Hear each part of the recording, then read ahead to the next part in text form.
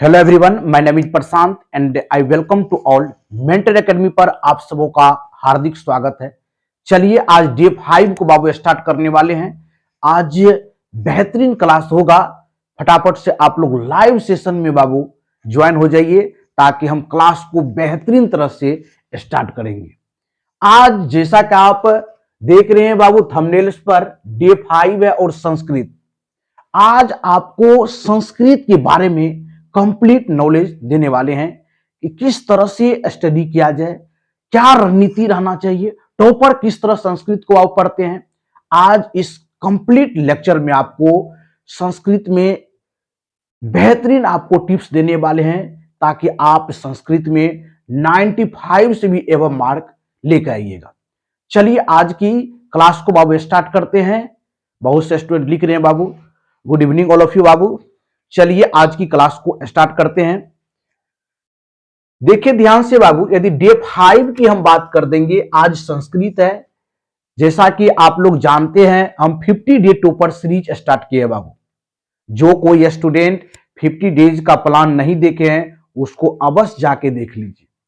उसके बाद आपको 4 वीडियो लेक्चर मिलेगा जिसमें हम साइंस के बेहतरीन तरह से टिप्स बता दिए हैं, हिंदी के भी टिप्स बता दिए हैं बाबू, केमिस्ट्री को किस तरह से रीड किया जाए, बायोलॉजी को किस तरह से, इवन फिजिक्स को किस तरह से रीड किया जाए, किस तरह से आप 2 मार्क्स के क्वेश्चन लिखिएगा, 5 मार्क्स के क्वेश्चन लिखिएगा। टोटल कंप्लीट आपको एक प्लेलिस्ट बना दिए हैं बाबू, बिहार बोर्ड टॉपर सीरीज। उसमें जाके आप कंप्लीट वीडियो लेक्चर को देख लीजिए। चलिए आज की क्लास में हम संस्कृत को डिस्कस करने वाले हैं। तो संस्कृत में सबसे पहले ओवरव्यू हम देना चाहते हैं। यदि हम ओवरव्यू दे दे संस्कृत में बाबू, ओवरव्यू की यदि बात कर देंगे तो आपको 2 बुक पढ़ने की नीड है बाबू संस्कृत में। संस्कृत में कितने बुक पढ़ने की नीड है बाबू? 2 बुक पढ़ने की नीड है। कितने बुक पढ़ने की नीड है? 2 बुक पढ़ने की नीड है बाबू संस्कृत में। पहला जो बुक की बात कर देंगे बाबू संस्कृत में, पहला बुक क्या पढ़ेंगे? एक तो संस्कृत बुक आपको पढ़ना पड़ेगा बाबू, एक संस्कृत बुक पढ़ना पड़ेगा। क्या पढ़ना पड़ेगा? संस्कृत बुक पढ़ना पड़ेगा। एक पढ़ना पड़ेगा संस्कृत व्याकरण बाबू, संस्कृत व्याकरण पढ़ना पड़ेगा, संस्कृत व्याकरण पढ़ना पड़ेगा। संस्कृत बुक में क्या पढ़ना पड़ेगा? प्यूसम को पढ़ना पड़ेगा बाबू, प्यूसम को पढ़ना पड़ेगा, प्यूसम को पढ़ना पड़ेगा। और संस्कृत व्याकरण में किसको पढ़ेगा? सहचर ले लीजिए आप, संस्कृत सहचर। उसमें टोटल जो है जितने भी व्याकरण से क्वेश्चन पूछे जाते हैं, प्रत्यय, समास, कारक, टोटल का बाबू आप सही ढंग से उसको कंसेप्ट बाय कंसेप्ट बताया हुआ है। या हम भी अपने प्लेलिस्ट में बाबू पूरे संस्कृत का एक प्लेलिस्ट आप लोगों को प्रोवाइड कर दिए हैं। आप मेरे यूट्यूब चैनल को सब्सक्राइब कर लीजिए और प्लेलिस्ट सेक्शन में चल जाइए। वहां पर कंप्लीट आपको वीडियो लेक्चर मिल जाएगा, 1 बाय 1 करके देख लीजिए ताकि संस्कृत का डाउट खत्म हो जाएगा। तो याद रखिए बाबू, संस्कृत में आपको संस्कृत बुक पढ़ने की नीड है और व्याकरण। 2 ही पार्ट से क्वेश्चन संस्कृत में आपको क्लास 10th में पूछे जाते हैं।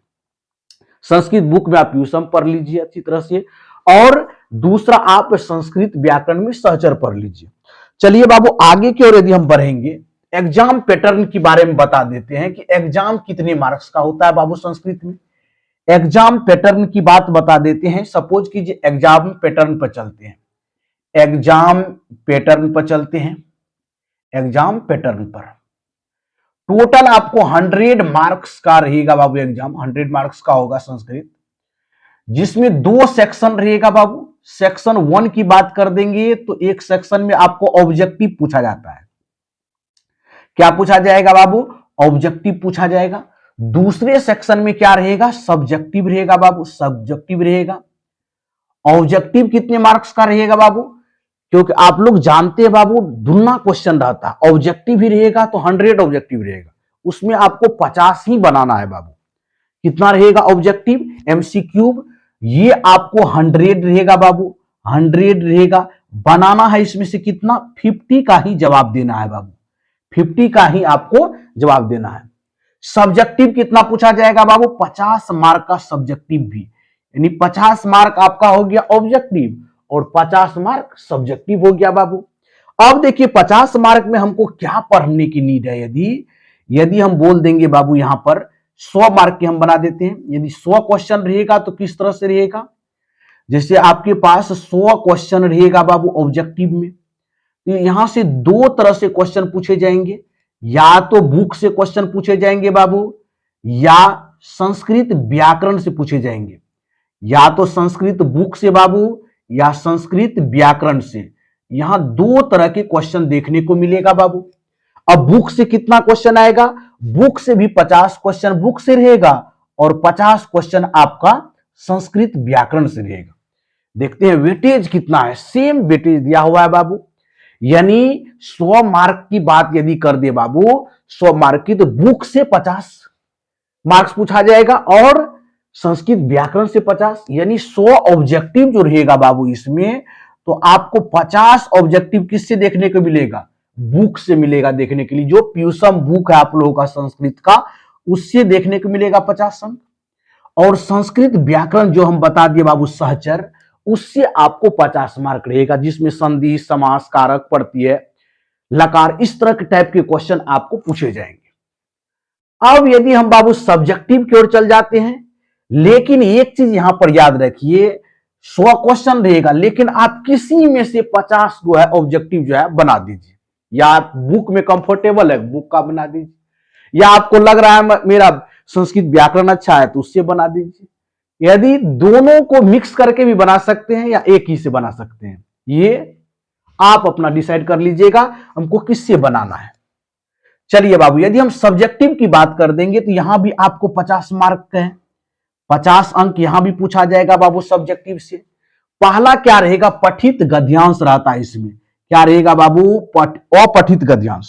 ठीक, अपठित गद्यांश रहेगा बाबू, अपठित गद्यांश। अपठित क्या रहेगा बाबू, गद्यांश रहेगा अपठित।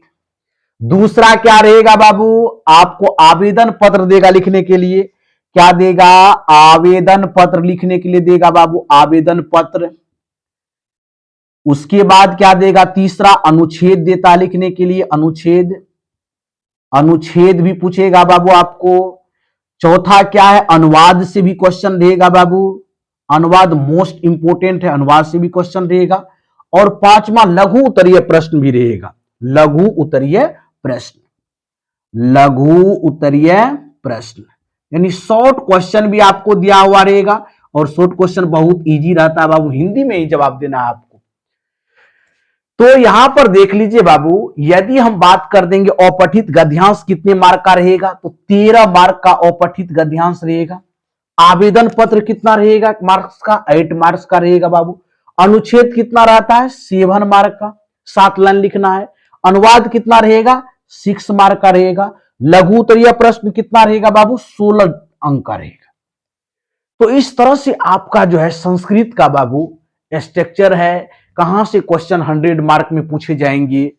सपोज कीजिए एग्जाम का हम एक पैटर्न इसीलिए बना दिए बाबू, बहुत स्टूडेंट को प्रॉब्लम क्रिएट होता है, सर कहां से पढ़े, क्या पढ़े। तो यहां पर आप देख लीजिए कि 100 मार्क में दो भाग में डिवाइड है, ऑब्जेक्टिव है बाबू और सब्जेक्टिव है। ऑब्जेक्टिव 100 रहेगा, 50 का जवाब देना है। 100 ऑब्जेक्टिव में बुक से 50 रहेगा और संस्कृत व्याकरण से 50। चलिए अब सब्जेक्टिव पर, ऑब्जेक्टिव का बहुत स्टूडेंट का जो है ऑब्जेक्टिव बहुत क्लियर है। प्रत्येक स्टूडेंट जो है अपना जो फीडबैक देते हैं, सर ऑब्जेक्टिव क्लियर हो गया है, सब्जेक्टिव को कैसे लिखेंगे, किस तरह उसको प्रिपेयर करेंगे कि बोर्ड एग्जाम में अच्छा मार्क्स आएगा। तो उसी पर आज हम फोकस करने वाले हैं बाबू। देखिए अपठित गद्यांश, गद्यांश आपको कितना पूछा जाएगा, 6 और 7, 13 मार्क का पूछा जाता है। 4 गो गद्यांश रहेगा बाबू, आपको 2 गो बनाना है। एक का मार्क रहता है 6 अंक का, दूसरा का रहता है 7, तो 13 अंक। अपठित गद्यांश में क्या है, आप पढ़ लीजिए, उस गद्यांश को कंप्लीट पढ़िए और उसी में से आपको आंसर खोज करके लिखना होता है, इजी है। यदि हम आवेदन पत्र की बात कर देंगे बाबू, आवेदन पत्र आपको लिखना पड़ेगा बेहतरीन तरह से। आज वीडियो लेक्चर में हम आवेदन पत्र बताएंगे बाबू। यहां पर आपको 8 मार्क्स रहेगा आवेदन पत्र से। फिर अनुच्छेद लिखने के लिए भी आपको किसी पर दे देगा, प्रिय शिक्षक पर, हमारा अस्माकम विद्यालय पर। हमारे विद्यालय पर लिखिए। उसके बाद दोस्त पर देगा, मित्र पर लिखने के लिए दे देगा, समझ गए ना। भारत देश पर दे देगा, भारतवर्ष पर लिखिए, ऋतु पर दे देता है। इस तरह की जो है कुछ अनुच्छेद को आपको कंप्लीट रूप से बताना पड़ेगा कि हमें एग्जामिनेशन हॉल में किस तरह से लिखने की नीड है। अनुच्छेद से कितना रहेगा बाबू? 7 मार्क। अनुवाद, अनुवाद मोस्ट इंपोर्टेंट है बाबू। अनुवाद आपको कितना पूछा जाएगा? यदि अनुच्छेद की बात कर देंगे, आपको 5 अनुच्छेद दिया हुआ रहेगा, उसमें से कोई एक लिख दीजिए, 7 लाइन लिख दीजिए आप संस्कृत में, बस आपको 7 मार्क मिल जाएगा। अनुवाद रहेगा 12, लेकिन बनाना है कितना अनुवाद बाबू? 6। 1 मार्क रहेगा बाबू प्रत्येक का, तो 6 गुना 1 6 मार्क हो गया। लघु उत्तरीय प्रश्न 8 गुना 2 16 मार्क। 16 क्वेश्चन रहेगा, उसमें से 8 का जवाब देना है, 8 गुना 2 16 हो जाएगा। टोटल को ऐड कर लीजिए, कितना मार्क हो जाएगा? 50 होगा कि नहीं देख लीजिए। 13 7 कितना होता है? 20, 20 6 26, 26 में जोड़ दीजिए 24 को, आपका कितना हो जाएगा? 50 मार्क हो जाएगा कंप्लीट। तो ये स्ट्रक्चर आपका संस्कृत का है बाबू। आज हम अनुवाद के बारे में बताते हैं। बहुत स्टूडेंट का बाबू डिमांड है कि सर अनुवाद कैसे बनाएंगे, किस तरह से अनुवाद में आपका स्ट्रक्चर है, कि किस चीज की हम तैयारी करेंगे कि अनुवाद बन जाएगा। अनुवाद की बनाने की क्या टेक्निक है, क्या टिप्स है, वह चाबी हमको दे दीजिए ताकि एग्जाम हॉल में 6 अनुवाद में 6 सही हो जाए। चलिए वही टिप्स आज हम आपको इस वीडियो लेक्चर के थ्रू देने वाले हैं, तो शुरू से एंड तक वीडियो को जरूर देखिए। चलिए बाबू आज की क्लास को आगे बढ़ाते हैं, अनुवाद सेक्शन पर आज चलते हैं बाबू।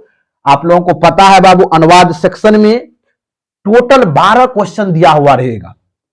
अब आपको उसमें से डिसाइड करना है कि 12 में से 6 कोई बना लीजिए, जो इजी लगे, मॉडरेट लगे, डिफिकल्ट लगे, आपको जो बनाना है उसी 12 में से आपको सिलेक्ट करना पड़ेगा। तो चलिए आज हम कुछ अनुवाद लेके आए हैं बाबू। आज डिस्कस कर देते हैं कि हमको 6 अनुवाद जो है वह 6 क्वेश्चन से, 6 अनुवाद से ही हम आपको बता देंगे कि अनुवाद बनाने के लिए किस किस चैप्टर को पढ़ना बहुत ही आवश्यक है बाबू। तो चलिए देखिए कैसे रहेगा क्वेश्चन। पहले क्वेश्चन का एक डाटा लिख देते हैं बाबू, कैसे क्वेश्चन पूछा जाएगा, क्या हेडिंग रहेगा क्वेश्चन का? रहेगा अधोलिखित, रहेगा अधोलिखित, अधोलिखित, अधोलिखित में से, आपको नीचे में लिखा हुआ रहेगा बाबू, में से किन्हीं, किन्हीं कितने का बाबू? किन्हीं 6 वाक्यों का, 6 सेंटेंसों का बाबू, 6 वाक्यों का, वाक्यों का अनुवाद, देखिए लिख दिया है, का अनुवाद, अनुवाद संस्कृत में करे। किसमें करना है बाबू? अनुवाद संस्कृत में करे। स्पष्ट लिख दिया है किसमें अनुवाद करना है? संस्कृत में करे बाबू। किसमें अनुवाद करना है? संस्कृत में करें। बहुत ही अच्छा बाबू अनुवाद हम लेके आए हैं, आप लोगों के सामने प्रस्तुत करेंगे 6 अनुवाद। आप लोग भी कॉपी पेन निकाल लीजिए ताकि किसी भी प्रकार का प्रॉब्लम क्रिएट नहीं हो। चलिए पहला आपका सेंटेंस आपके स्क्रीन पर ये रहा। फर्स्ट सेंटेंस देखिए लिख रहे हैं बाबू, पहला सेंटेंस, राम एक लड़का है। राम एक क्या है बाबू? लड़का है। राम एक क्या है? लड़का है बाबू, लड़का है। चलिए अब इसको हमको क्या करना है? संस्कृत में बनाना है।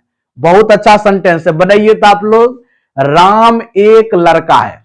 देखिए बाबू संस्कृत में अनुवाद बनाने का एक ही रूल है या एक ही स्ट्रक्चर समझिए। कर्ता जिस पुरुष और वचन का रहेगा, क्रिया भी उसी पुरुष और वचन का होगा। टोटल संस्कृत के ट्रांसलेशन एक ही स्ट्रक्चर में गोइंग टू हाउस हो जाएगा। जैसे राम है, जो लड़का रहेगा बाबू, जैसे राम है, श्याम है, उसको संस्कृत में बनाना है तो राम और श्याम और मोहन। तो राम का संस्कृत क्या हो जाएगा बाबू? राम। क्या लिखेंगे? राम, अभी तुरंत बताए हैं बाबू, राम लिखेंगे। कोई पुलिंग वाला रहेगा, नेम रहेगा, उसका संस्कृत बताना है या लिखना है तो विसर्ग लगा देंगे। जैसे राम है, मोहन है, श्याम है, तो राम मोहन श्याम। ठीक बाबू, एक का संस्कृत क्या होता है? एक। एक का संस्कृत क्या हो जाएगा? एक। लड़का का संस्कृत क्या होगा, किसी को पता है? बालक। बालक का क्या होगा? बालक। आप बालक शब्द रूप पढ़े हैं आप लोग, बालक, बालको, बालका, बालकम, बालको, बालकान, तृतीया बालकिन, बालकाभ्यम, बालके। इस तरह से आप लोगों को याद रहना पड़ेगा। देखिए क्या चीज सीखे अभी, कि संस्कृत में ट्रांसलेशन बनाने के लिए एक ही स्ट्रक्चर, क्रिया जिस पुरुष और वचन का रहेगा, कर्ता भी उसी पुरुष और वचन का हो। ठीक, यदि शब्द रूप की बात कर देंगे तो बालक का याद रहना चाहिए। लड़का का क्या हो जाएगा संस्कृत बाबू? बालक। क्या हो जाएगा? बालक मीन्स बालक, लड़का। है का संस्कृत क्या हो जाएगा बाबू? अस्ति मतलब है। अस्ति अस्त संति, याद रखिए, अस्ति अस्त संति। अस्ति मतलब क्या हो जाएगा बाबू? है। अस्ति मतलब है। तो इसका कंप्लीट ट्रांसलेशन क्या हो गया? अनुवाद, राम एक बालक अस्ति, राम एक लड़का है बाबू। तो इस तरह से यदि आप ट्रांसलेशन बनाइएगा, प्रत्येक पॉइंट को हम बताए बाबू कि राम पुल्लिंग है, पुल्लिंग यदि नेम में होता है केवल विसर्ग लगा देंगे।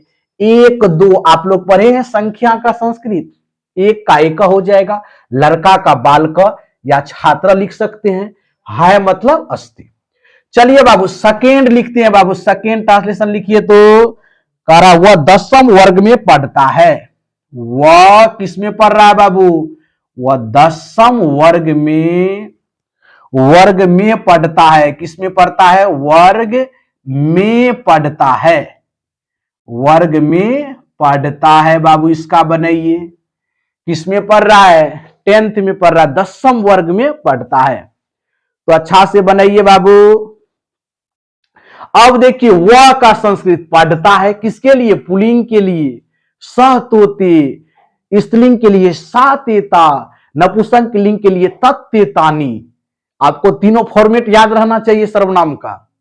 यदि पुल्लिंग के लिए बना रहे हैं तो वो है तो सह तोते, एक वचन, दो वचन, बहुवचन बाबू। तो यहां से वह पढ़ता है तो क्लियर हो रहा है कौन पढ़ रहा है? पुल्लिंग में कोई पढ़ रहा है।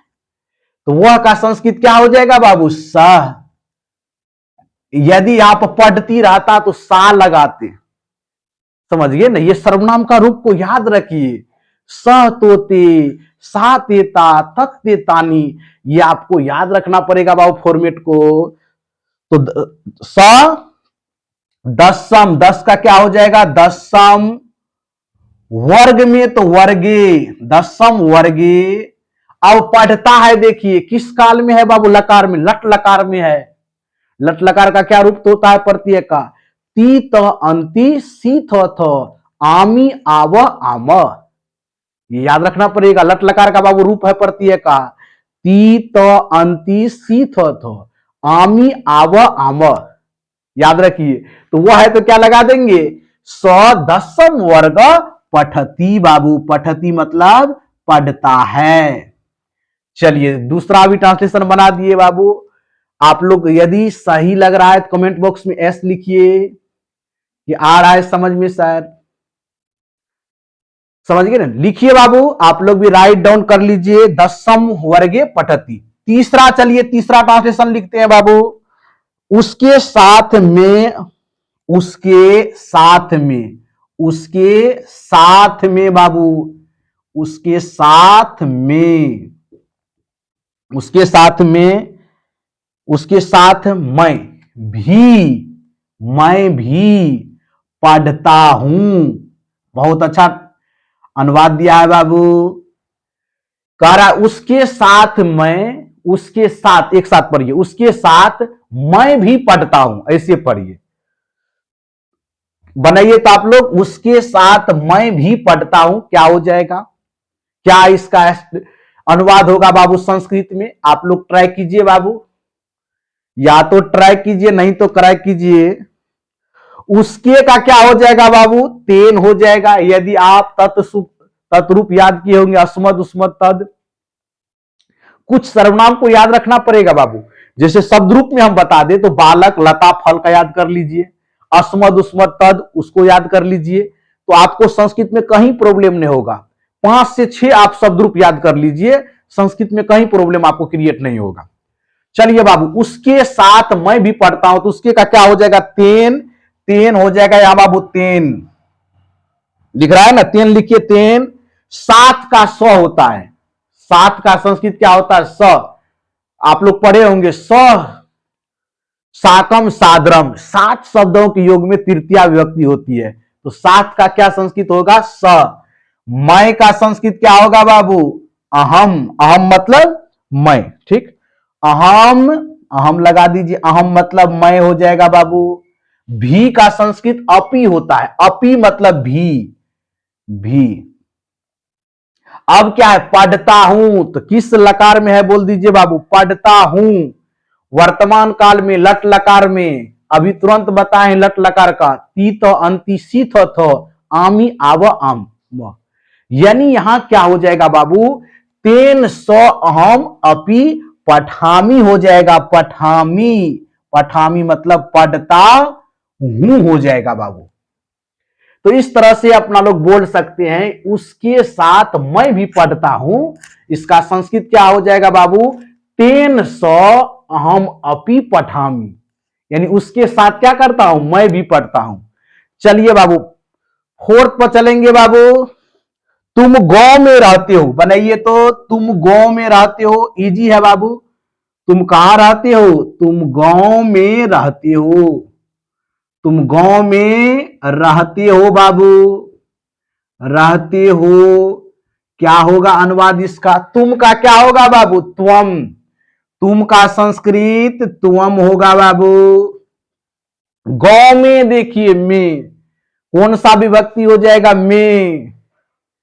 कर्ता ने कर्म को करण से, संप्रदान को के लिए आपादान से, संबंध का के की अधिकरण में पर, नहीं गांव में रहते हैं तो क्या हो जाएगा यहां पर, त्वम ग्रामे, क्या हो जाएगा, ग्रामे, जैसे बाल के तो ग्रामे। रहते हो, रहते हो तो किस लकार में है बाबू, लट लकार में है, किस लकार में है बाबू, लट लकार में है, किस लकार में है, लट लकार में है, ग्रामे। रहना का निवस होता है, निवास करना, तो नीव शशि हो जाएगा, नीव शशि। अपना लोग जानते हैं बाबू, तीत अंति सीथ हो, यानी तुम गांव में रहते हो तो क्या होगा, त्वम ग्रामे निवससि, यानी यहां पर आपको कारक भी याद रखना पड़ेगा, किस चीज का प्रयोग होता है, समझ गए ना। उसके बाद आपको लकार भी याद रखना पड़ेगा। चलिए पांचवा देते हैं बाबू, पांचवा बहुत अच्छा है बाबू, पांचवा कह रहा है तुम्हारा, क्या कह रहा है बाबू, तुम्हारा मित्र, तुम्हारा मित्र पैर से क्या है, लंगड़ा है बाबू, पैर से लंगड़ा है, लंगड़ा है, ये बनाना है बाबू। तुम्हारा मित्र पैर से लंगड़ा है, बनाइए तो, तुम्हारा मित्र पैर से लंगड़ा है, क्या हो जाएगा इसका ट्रांसलेशन बाबू, तुम्हारा का क्या ट्रांसलेशन हो जाएगा।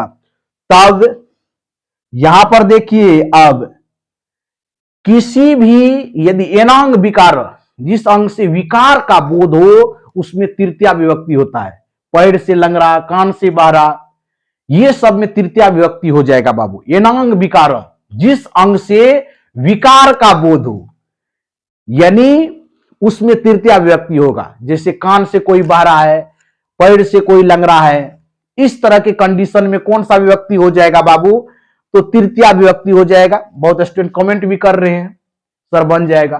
तुम्हारा का संस्कृत क्या हो जाएगा, तब। मित्र का संस्कृत बाबू मित्रम, क्या हो जाएगा, मित्रम। अब देखिए यहां पे एनांग विकार लगेगा, जिस अंग से विकार का बोध हो उसमें तृतीया विभक्ति। किससे लंगड़ा है बाबू, यहां देखिए पैर से लंगड़ा है तो पादेन हो जाएगा, क्या हो जाएगा, पादेन, पादेन, पैर से लंगड़ा का पादेन, लंगड़ा का क्या हो, खंजा, खंजा हो जाएगा बाबू, खंजा, पैर से लंगड़ा है, खंजा। उसके बाद अस्थि लगा देंगे, अस्थि मतलब क्या होता है, हाय होता है, बोल देंगे तुम्हारा मित्र पैर से लंगड़ा है तो तब मित्रम पादेन खज अस्थि, खजा मतलब लंगड़ा होता है बाबू, पैर से लंगड़ा मतलब किस चीज से लंगड़ा है, पैर से है, तो पैर से तो कौन विभक्ति हो जाएगा इसमें? तृतीया विभक्ति हो जाएगा। अभी तुरंत ये रूल बताएं, कारक का रूल है एनांग विकार, जिस अंग से विकार का बाबू बोध हो उसमें तृतीया विभक्ति होता है। जैसे कोई काने से बारा है, कर्णेन बधिर हो जाएगा उसमें। कान का क्या होता है? संस्कृत कर्ण होता है। तृतीया विभक्ति लगा देंगे तो कर्णेन हो जाएगा। अब बधिरा मतलब होता है बहरा है, जैसे वो कान से बहरा है तो कर्णेन बधिरा। जैसे यहां पर अभी क्या था ट्रांसलेशन में, पैर से लंगड़ा है, पैर से, किसी से? पैर से। तो पैर में तृतीया विभक्ति लगाएंगे। पैर का क्या होता है संस्कृत? पाद। तृतीया विभक्ति लगा देंगे तो पादेन हो जाएगा। और लंगड़ा का संस्कृत खज होता है, तो पादेन खंज हो जाएगा। क्या हो जाएगा? पादेन खंज, खंज यानी पैर से लंगड़ा। चलिए बाबू नेक्स्ट बढ़ते हैं। ये सब क्लियर हो गया बाबू? ये अस्मद उस्मद अब याद कीजिएगा, तब आएगा बाबू। बार बार ये आप लोगों को हम बोल रहे हैं, कम से कम यदि संस्कृत में क्या करते हैं, अनुवाद बना रहे हैं तो 5-6 आपको शब्द रूप याद रहना चाहिए। जैसे बालक का हो गया, लता का हो गया, फल का हो गया, अस्मद का हो गया, उस्मद का हो गया, तद का हो गया। ये 6 यदि याद कर लेते हैं तो समझ जाइए आपके हाथ में सिक्सर है। यानी आप कंप्लीट अनुवाद को जो है बना लीजिएगा। 6 पूछता है, 6 आपके पास हथियार भी है, तो उड़ा दीजिएगा ट्रांसलेशन को एक ही बार में बाबू संस्कृत का। चलिए 6 में बाबू, 6 में लास्ट है, वह घर से विद्यालय आता है। वह घर से, किससे बाबू? वह घर से विद्यालय आता है, विद्यालय आता है। बहुत अच्छा ट्रांसलेशन है बाबू, वह घर से विद्यालय आता है। आता है बाबू बनाइए लास्ट एंड फास्ट, बहुत ही अच्छा है बाबू। अब देखिए, अब आप लोगों पर ये डिपेंड है कि कैसे बना रहे हैं। एक एक रूल को याद रखिए बाबू, अभी तुरंत बताएं क्या कौन आ रहा है बाबू। पुलिंगे में कोई आता है, कैसे पता चल गया? आता है, आता है तो पुलिंग में आ रहा है, आती है तो स्त्रीलिंग में। तो वह का क्या होगा यहां संस्कृत? यदि पुलिंग में रहेगा तो वह के लिए स होगा, स्त्रीलिंग में रहेगा तो सा का यूज करेंगे। तो यहां हो जाएगा बाबू स विसर्ग स में से वह पुलिंग के लिए। अब घर से है, किस चीज से आ रहा है बाबू? घर से आ रहा है नहीं, तो घर से किस कारक का है देख लीजिए। कर्ता ने, कर्म को, करण से, संप्रदान को के लिए, आपादान से। नहीं, से 2 जगह टकरा रहा है देखिए कारक में, गौर कीजिए मेरी बातों पर कि से 2 जगह टकरा रहा है। यहां पर बहुत स्टूडेंट को कंफ्यूजन क्रिएट हो जाता है कि सर करण से भी होता है या आपादान से भी होता है, कौन विभक्ति लगाएंगे? अब देखिए ध्यान से सुनिए, करण से वहां लगाएंगे जैसे हम चाकू से सेब काटते हैं। सेब किससे काटते हैं? चाकू से। चाकू रहना जरूरी है वहां बाबू, समझ गए? जहां आवश्यक चीज है, जैसे मैं कलम से लिखता हूं तो कलम रहना जरूरी है तब ना लिखेंगे। बोलिए, मैं कलम से लिखता हूं तो क्या रहना जरूरी है? कलम रहना है तब हम लिख सकते हैं किसी चीज को। तो वहां पर तृतीया विभक्ति आप लगाएंगे। लेकिन जहां से जुदाई का बोध हो, अलगाव का बोध हो, वहां आपादान कारक का यूज करेंगे। जैसे वृक्ष से पत्ते गिरते हैं, क्या मीनिंग हो गया? वृक्ष से पत्ते गिरने का मतलब हो गया वृक्ष से सदा के लिए पत्ते गिर रहे हैं। जहां जुदाई अलगाव का व्यक्त हो बाबू, वहां अपादान कारक का यूज होता है। तो यहां क्या करते हैं? वह घर से विद्यालय आता है, तो घर को छोड़ रहा है कि पकड़ रहा है घर को? बोलिए आप लोग, घर को तो छोड़ के जाना पड़ेगा ना विद्यालय। तो क्या लगाएंगे यहां? करण से क्या आपादान से? आपादान का यूज करेंगे। इसीलिए बाबू आपादान में क्या होगा? घर से का गृहात हो जाएगा। क्या होगा? गृहात लगाएंगे बाबू। क्या लगा देंगे? गृहात बोल देंगे। गृहात आपादान से का यूज करेंगे। जैसे कर्ता ने, कर्म को, करण से, संप्रदान को के लिए, आपादान से। समझ गए? ये रूल याद रखिए, कर्ता ने, कर्म को, करण से, संप्रदान को के लिए, आपादान से। षष्ठी विभक्ति, यहां देख लीजिए कौन सी व्यक्ति लगेगा? 5वीं व्यक्ति होगा। देखिए ध्यान से, कर्ता ने कर्म को करण से, संप्रदान को के लिए आपादान से, पंचमी विभक्ति। पंचमी विभक्ति में बालक का एक वचन में क्या होता है? बालका। तो घर से तो क्या हो जाएगा? गृहात। कहां जा रहा है बाबू? विद्यालय को आता है ना, विद्यालय को। कौन कारक हो गया? करण से। कर्ता ने कर्म को, द्वितीय विभक्ति। तो स्वगृहात विद्यालयम क्या हो जाएगा बाबू? विद्यालयम हो जाएगा, विद्यालयम। अब देखिए बाबू, आता है, कौन आ रहा है? कैसे पता चलेगा आता है? कौन लकार का है बाबू? आता है, आता है, लट लकार, वर्तमान काल की बात हो रहा है बाबू। आता है, जिस क्रिया के अंत में ता ती ती लगा रहे, उसको प्रेजेंट टेंस कहते हैं। अपना लोग बच्चे में खूब रटे हैं बाबू, और देख भी रहे हैं यहां पर आता है। आना का संस्कृत क्या हो गया बाबू? बोल दीजिए। जाना का तो गच होता है, आना का क्या होगा? आगच। गच मतलब जाना, आना का आगच। अब लगेगा क्या पड़ती है बाबू? अभी तुरंत बताए हैं, कर्ता जिस पुरुष और वचन का रहेगा बाबू, क्रिया उसी पुरुष और वचन का होगा।